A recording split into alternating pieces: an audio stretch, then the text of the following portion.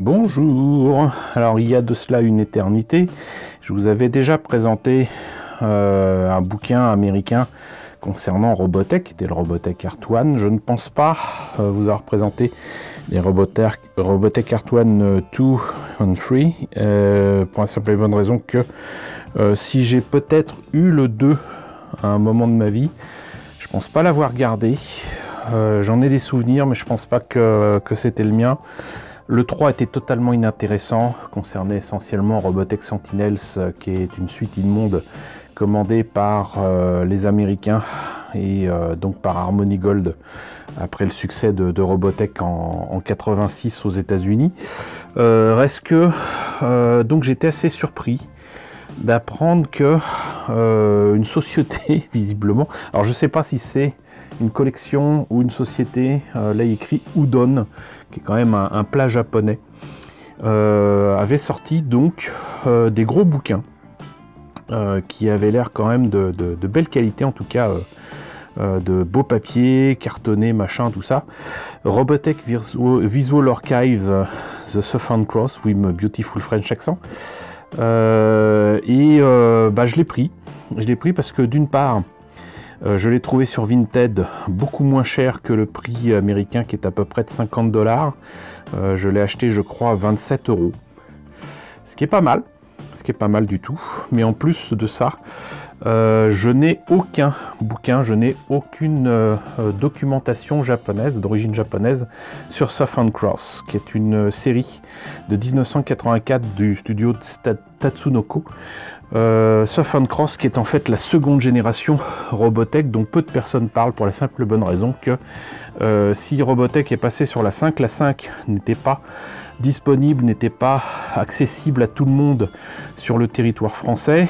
Et en plus de ça, quand Robotech est passé sur TF1, dans le Club Dorothée, le Club Dorothée n'a pas jugé utile de passer autre chose que Macross, et donc Southern Cross et Mospeada sont passés totalement à la trappe. Donc seules les personnes qui, comme moi, recevaient la 5 et peut-être comme moi, ont enregistré la série quand c'est passé à partir de 87 en France, ont pu voir donc cette série, qui d'ailleurs est totalement anecdotique, hein, faut quand même bien l'admettre, n'a pas eu beaucoup de succès au Japon, et donc il y a très peu de documents disponibles. Et donc je me suis dit, là, ça serait peut-être justement l'occasion. Donc vous voyez que c'est quand même relativement épais. Hein. Et on a, j'allais dire tout de suite, la couleur. Avec ces images en noir et blanc. Bon, c'est vrai que là, en plus, les traits sont noirs avec un fond noir. Ça fait très design, mais voilà. Donc ça sera essentiellement des illustrations en noir et blanc. Des dessins au trait, j'allais dire. Et donc qu'est-ce qu'ils nous mettent ici? Donc Udon Entertainment Production et logo d'Harmony Gold, et il y a indiqué 2017. Donc je voyais pas ça aussi vieux, mais ça a apparemment 5 ans. Et donc 49,99 $, hein, donc 50 $. Voilà, et sinon ça nous dit ce que c'est que Robotech, ce que contient le bouquin, ce qui est une bonne chose. Donc il rappelle que là c'est quand même la réunion des illustrations, l'ultime réunion d'illustrations de Robotech, la seconde ère, nous on dirait plutôt génération. The Masters Saga, alors je suis désolé, autant on peut dire Macross Saga, là c'était Robotech Masters, et ça inclut donc le mecha design, les illustrations des personnages, les concepts de pré-production, ce qui est très intéressant, les décors, enfin la totale quoi, et le guide des épisodes, mais les guides donc avec les histoires Robotech, hein, forcément. Donc écoutez, ce que je vous propose, c'est de voir immédiatement ce qu'il y a à l'intérieur. Donc voilà, vous voyez que donc c'est quand même de la belle ouvrage. C'est cher, mais c'est de la belle ouvrage. Army of Southern Cross. Voilà, donc une illustration qu'on retrouve, il me semble que c'est l'illustration qu'on voit sur toutes les premières vidéos de Southern Cross qui sont sorties au Japon, que ce soit en VHS, en laserdisc ou quoi. Donc là, retour sur ce qu'on voit en couverture, mais avec les traits normaux, j'allais dire. Donc pas les valeurs inversées. Donc ça nous indique qu'il va y avoir tout sur les personnages avec les humains et les Tyrolians. Donc les ennemis sont des Tyroliens. Voilà. Alors je sais plus si la planète s'appelle Tyrol, il me semblait que c'était un autre nom. Mais bon. Mecha Design, donc l'armée de la Croix du Sud. Je voyais pas autant de véhicules et de robots. Mais bon, et les forces tyroliennes, là pareil, il n'y en a quand même pas énormément. Les armes, les illustrations en couleur, c'est vrai qu'il n'y en a pas énormément si je me rappelle bien. Alors là, pour le coup, ça me rappelle vraiment Robotech Art One. Je pense très clairement que là, il s'agit de documents qui viennent de chez Harmony Gold. En plus, les images, ça fait vraiment quand même très... saisie d'écran, même si dans les années 80 c'était quand même pas très facile à faire. On dirait vraiment des trucs pris sur un écran, quoi. C'est tout petit, quoi. Mais bon, donc du coup là c'est tous les épisodes, du coup ils mettent épisode 37 parce que ça fait suite à Macross. Donc du coup si je me rappelle bien, en plus ce premier épisode, c'est des extraits de Surf and Cross et même du générique. Et c'est histoire de faire le lien entre Macross et Surf and Cross. Et après mettre donc épisode 38, Fall Start. Ça c'est le vrai premier épisode. Voilà, où grosso modo, alors je vous raconte pas la version Robotech, mais je vais essayer de me rappeler de ce qu'il en est de l'histoire originale japonaise. Des humains se sont installés sur une planète, ils savent que ça avait déjà été habité, mais ils la colonisent quand même. Ils ont tous des armures parce que a priori donc c'est pas une planète super hospitalière, quoi. Il y a certainement eu une catastrophe ou quoi. Et donc du coup cette colonie terrienne d'ailleurs a pas mal de noms français. Celle qui se fait appeler Dana Sterling dans la version Robotech, en fait s'appelle Jeanne. Donc dans la version japonaise, certainement en référence à Jeanne d'Arc. Et elle est la chef, l'officier supérieur d'un groupe de jeunes gens qui pilotent des espèces de tanks transformables qui vont avoir affaire à une attaque d'extraterrestres, quoi, on va dire, qui ont aussi des robots géants humanoïdes. Et quelle ne va pas être sa surprise de découvrir que le pilote du chef ennemi, qui est évidemment en rouge, hein, façon char dans Gundam, n'est autre que en fait son petit ami qui avait disparu et qui semble avoir eu donc un lavage de cerveau. Voilà, parce qu'il apparaît que donc ça va être compliqué d'attaquer les ennemis pour la simple et bonne raison que visiblement les pilotes ennemis sont des camarades de cette colonie donc terrienne et qui ont rejoint le camp ennemi. Le tout est de savoir pourquoi, comment. Donc, du coup, voilà, Half Moon Danger Zone. Ça explique d'ailleurs pourquoi dans la série ils passent leur temps à aller dans le vaisseau ennemi, qui d'abord sera en orbite et ensuite finira par tomber sur la planète. Il apparaît qu'en fait ces extraterrestres ne sont pas des extraterrestres entre guillemets, ce sont donc ceux qui étaient originaires de cette planète et qui reviennent et qui visiblement sont des personnages qui vivent par trois et sont sans doute sinon des clones, sinon des personnes qui naissent par trois et qui vivent par trois. Voilà. Mais ils aiment à utiliser leurs ennemis ou ceux qu'ils ont capturés pour pas avoir à lutter par eux-mêmes, à combattre par eux-mêmes. Voilà. Dans la version Robotech, ils disent carrément que donc le gars en question serait carrément Zor, qui est donc à l'origine de la robotechnologie, hein, tant qu'à faire. Triumvirat, voilà. La chambre des clones, donc visiblement c'est des clones. Je l'avais vu en japonais, mais bon, c'était pas sous-titré, c'était les laserdiscs japonais, je risquais pas de comprendre grand chose, mais quand même, en termes de montage et tout ça, c'était quand même un peu différent. Hein. Déjà, ça se passe pas sur Terre. C'est quelque chose qui arrivait souvent dans les années 80. Au Japon, il y avait beaucoup de séries. La Tatsunoko l'a fait, mais la Sunrise l'a fait très souvent. Les terriens ne sont pas forcément les gentils, et les terriens se retrouvent souvent confrontés à des humanoïdes à l'autre bout de la galaxie, mais il y a un lien quelque part, il y a un lien, et ils se retrouvent souvent à combattre les habitants originaires de la planète qu'ils ont osé coloniser. Ça arrive assez souvent. Ça arrive assez souvent. Je pense que c'est clairement en rapport avec leur histoire et le fait qu'ils aient été occupés par les Américains après la Seconde Guerre mondiale, et pendant longtemps, hein, puisque le Japon a quand même servi de base opérationnelle pour notamment la guerre du Vietnam et là même la guerre de Corée. Donc je pense que ça vient très clairement de là. Donc là, ça se finit par l'épisode 60 avec Catastrophe. Et donc, vous voyez, c'est une série qui est quand même assez courte. Voilà. Moi, ce qui m'intéresse là-dedans, par contre, c'est à partir de là.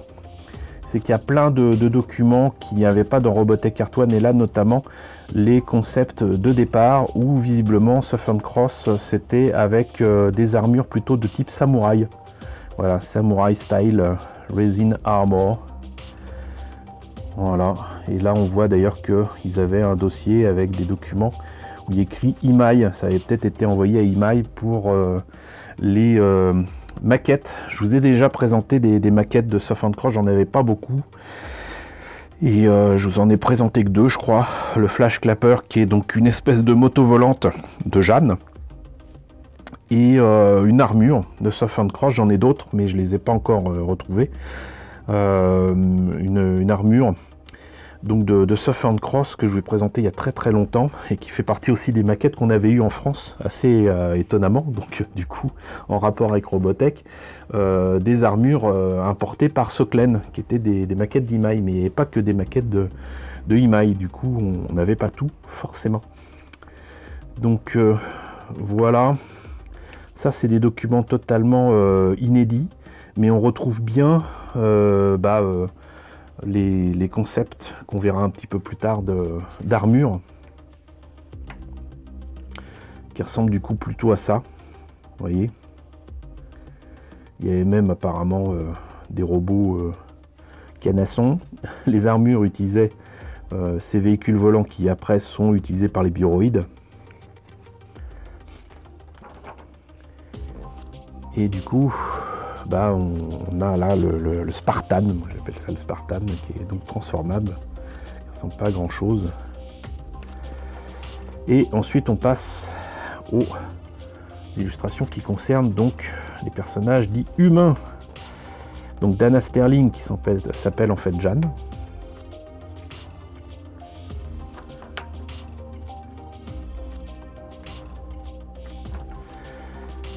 Bowie Grant, alors je serais incapable de vous dire comment il s'appelait en japonais. Mais voir donc des personnages visiblement d'origine ethnique différente, c'était aussi la mode, j'allais dire, dans les séries de l'époque, hein, quel que soit le studio. Là, le nerd à lunettes, hein, il en fallait bien. Le beau gosse qui est madragué. Marie Cristal, qui est donc, je crois que c'est elle que j'ai en armure que je vous ai présentée. Nova Satori, je l'ai aussi avec une maquette assez étrange où on peut lui enlever son plastron, on lui voit les nichons, c'est spécial. Rolf Emerson. Anatole, Élie Léonard. Donc là, différents personnages.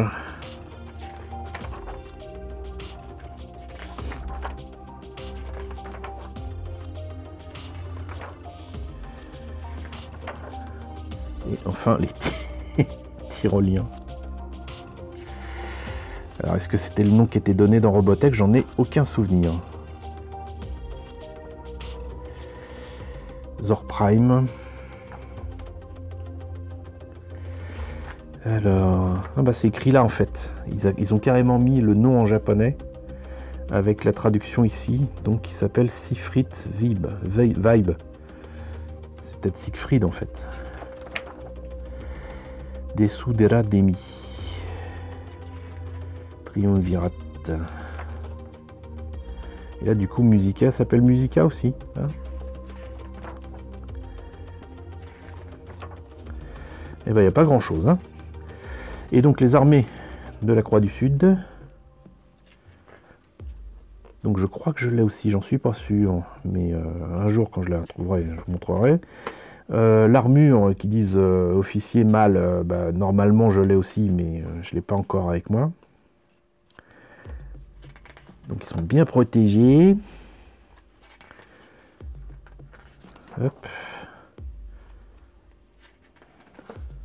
Donc ça c'est des illustrations qu'on retrouve dans les maquettes. Je crois que c'est LG, je sais plus, et de Imai. Ils n'ont pas tout fait, hein, le Desert Squad et le Cold Weather, donc la version, on est dans un coin froid, je pense pas qu'il l'ait fait en maquette. On a eu par contre une version marine qui n'a jamais été exploitée dans la série, voilà. Sea Squad Naval Infantry, je ne me rappelle pas qu'on ait jamais vu quoi que ce soit dans l'eau. Cosmic Units. Non, en fait c'est cette armure là qu'on a eu, voilà. Cette armure là on l'a eu aussi en France, importée par Soklen. Et donc ça c'est celle-là qu'on a eu et que beaucoup de personnes ont en fait. Je pense que ça a été distribué un peu partout dans le monde. Donc tu m'étonnes qu'il y ait autant de design. Là on passe au mecha. VHT1 Veritex Spartas. Ouais, j'étais persuadé que c'était le Spartan. Alors là est-ce qu'ils mettent le nom japonais? Non. Je vois pas. Bon. Et en fait c'est un tank, et c'est ça que j'ai jamais compris en fait quand on voit ça dans une logique Robotech. C'est que bon, ça a peu de rapport avec les Valkyries, c'est quand même beaucoup moins, j'allais dire glamour. Ça n'a pas le moindre intérêt quoi. Et on a eu un jouet par Matchbox aux États-Unis. Il n'y a pas eu de maquette ni de jouet au Japon, ce qui prouve d'ailleurs quelque part que ça n'a pas eu de succès, que ça n'a pas rencontré son public, en tout cas le public on va dire enfant, visé forcément par ceux qui font des jouets, voire les maquettes, en tout cas à l'époque. Voilà. Donc le design n'est pas vilain, c'est juste que bon.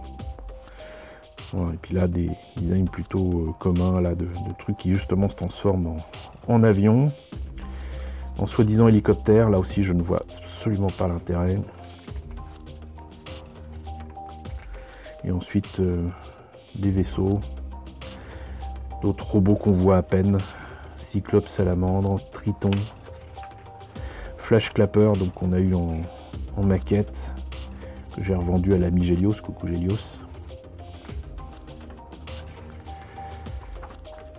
Quelques engins. Les forces tyroliennes. Alors là par contre j'adore le design de donc ces armures de combat, et ils disent Bioroid Soldier. Alors est-ce qu'ils mettent, non je vois pas de nom japonais, ça s'appelle peut-être Bioroid aussi, je me rappelle plus. Je l'ai en maquette, enfin pas cette version là mais la version rouge. Et j'adore ce design parce qu'il est franchement très organique justement. Très proche de ce qu'on verra ensuite avec les Invid dans Mospeada, dans Robotech, mais qui donc avait été vu par les Japonais l'année d'avant, de Soft & Cross, parce que Mospeada date de 83. Voilà, donc celui-là, je l'ai en maquette, et malheureusement c'est une maquette qui est totalement ratée. On l'a pas eu en France, j'ai réussi à l'avoir grâce à un ami japonais qui me l'avait commandé au Japon. J'étais très déçu de la maquette parce que ça ressemble pas du tout à ce design là. Et pour obtenir ça, il intéresse le veto à partir de la maquette que j'ai, quoi. Mais ça n'en reste pas moins un design très sympathique. Armored Fighter, là c'est un petit peu plus carré. Donc l'Oversled, leur vaisseau de transport, le vaisseau mère, on va dire, qui fait du coup non seulement très organique mais très insectoïde.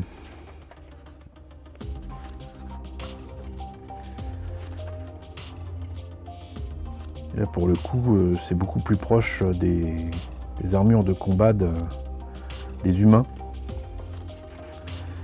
Production Arts, donc là c'est des armes.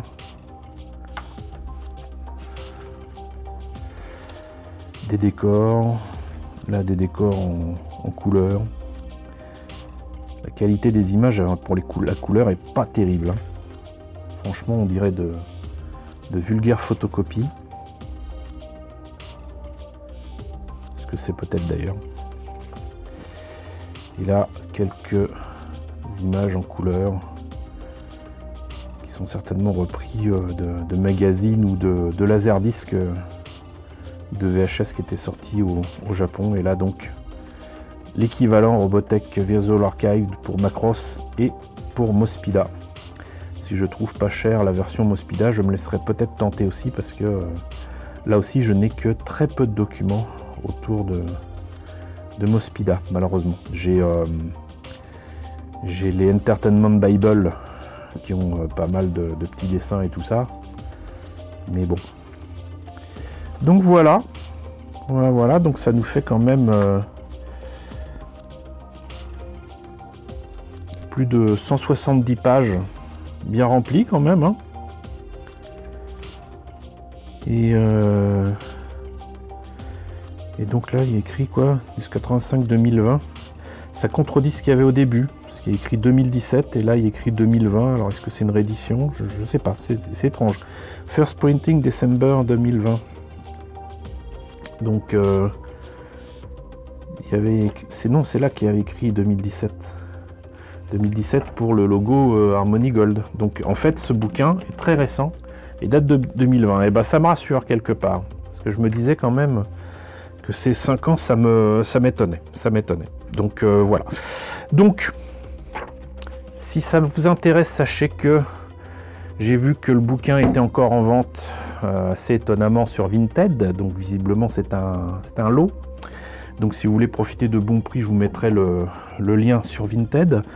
Et sinon, que ce soit ce bouquin là ou les autres, si ça vous intéresse d'avoir les autres, et si vous avez l'argent, puisque visiblement ça sera certainement vendu dans les $50 sur Amazon, plus les frais de port, je vous mettrai les liens également. En tout cas, voilà.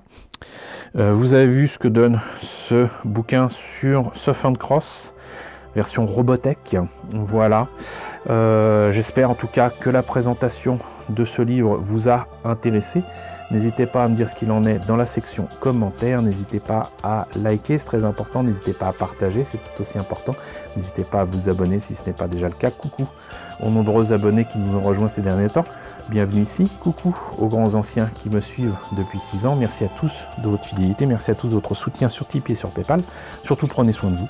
Je vous laisse avec la liste des contributeurs de la chaîne et je vous dis à très bientôt, je l'espère, d'un autre livre Robotech.